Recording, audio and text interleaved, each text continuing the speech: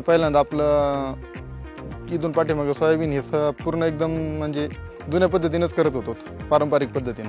आणि ह्या वर्षी आम्ही थोडंसं विचार केला का आपण थोडासा बदल करू.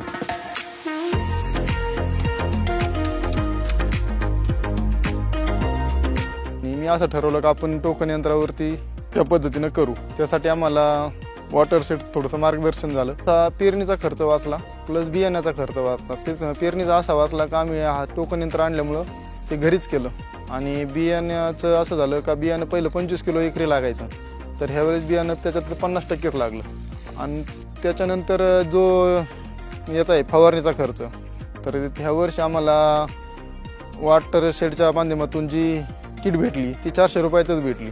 त्याच्यामुळं आमचा याच्यावरला पण खर्च जवळजवळ नाही काही तर तरी 90% वाचला फवारणीवरचा. त्याच्यामध्ये निंबोळी आर्क, बीबी एरिया आणि बॅक्सेस अशी मिळून ही किट भेटली. ती आम्ही फवारणी केली. त्याची वाढ पण भरपूर झाली, शेंगा पण भरपूर लागल्यात आणि समाधानकारक अशी सोयाबीनची परिस्थिती आता सध्याला दिसत आहे. ट्रॅप लावले, त्याच्याबरोबर ट्रॅप भेटले चिकट सापळे आणि फेरोमेन ट्रॅप पण भेटले, ते पण लावले.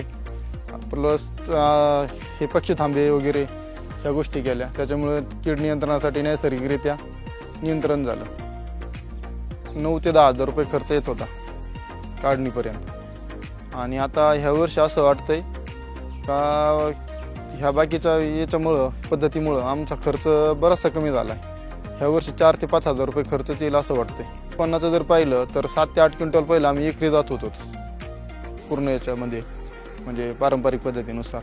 तर ह्या वर्षी 12 ते 13 क्विंटलपर्यंत जाऊत जास्तीत जास्त असं अंदाज आहे.